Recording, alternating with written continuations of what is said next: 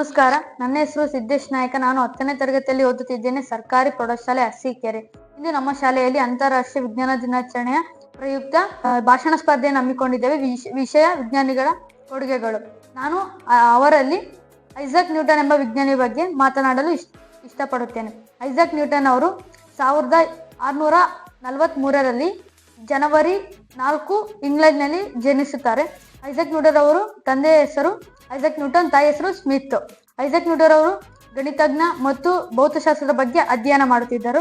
Isaac Newton ಒಂದು ದಿನ ಒಂದು ಸೇಬಿನ ತೋಟದಲ್ಲಿ ಗಿಡದ ಕೆಳಗೆ ಕುಳಿತುಕೊಂಡಿರುತ್ತಾರೆ. ಪುಸ್ತಕ ಓದುವಾಗ ಒಂದು ಸೇಬು ಕೆಳಗೆ ಬೀಳುತ್ತದೆ. ಅವರಿಗೆ ಒಂದು ಪ್ರಶ್ನೆ ಉಂಟಾಗುತ್ತೆ, ಸೇಬು ಏಕೆ ನೇರವಾಗಿ ಕೆಳಮುಖವಾಗಿ ಚಲಿಸಿತ್ತು ಎಂಬ ಪ್ರಶ್ನೆ ಉಂಟಾಗುತ್ತದೆ. ಅದರ ಬಗ್ಗೆನೇ ಅವರು ಸಂಶೋಧನೆ ಮಾಡುತ್ತಾರೆ.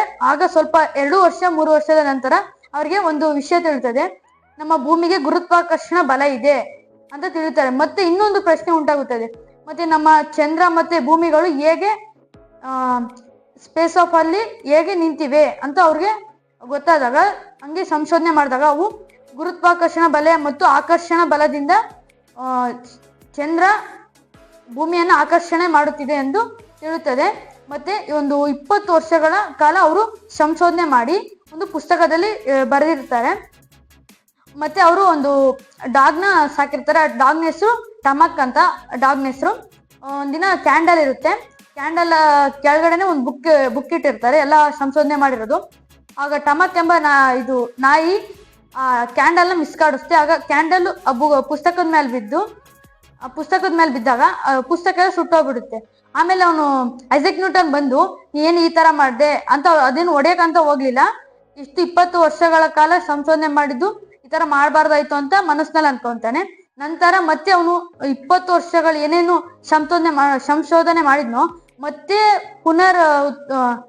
ಪುಸ್ತಕವನ್ನ ಬರಿತಾನೆ. ಮತ್ತೆ ಅವನು ಇನ್ನೂ ಸಂಶೋಧನೆ ಮಾಡ್ತಿರ್ತಾನೆ. ಒಂದು ಬಿಳಿ ಲೋಹದ ಮೇಲೆ ಬಿಳಿ ಬಣ್ಣದ ಬೆಳಕನ್ನು ಬಿಟ್ಟಾಗ ಹೆಚ್ಚಿನ ಬಣ್ಣಗಳು ಉತ್ಪತ್ತಿಯಾಗುತ್ತವೆ ಎಂದು ತಿಳಿತಾನೆ. ಮತ್ತೆ ಅವನಿಗೆ ಹೆಚ್ಚಿನದಾಗಿ ಪ್ರಶಸ್ತಿಗಳು ಸಿಗುತ್ತವೆ. ಮತ್ತೆ 1727ರಲ್ಲಿ ಮಾರ್ಚ್ 31ರಂದು ಐಸಾಕ್ ನ್ಯೂಟನ್ ಮರಣ ಹೊಂದುತ್ತಾನೆ. ಧನ್ಯವಾದಗಳು.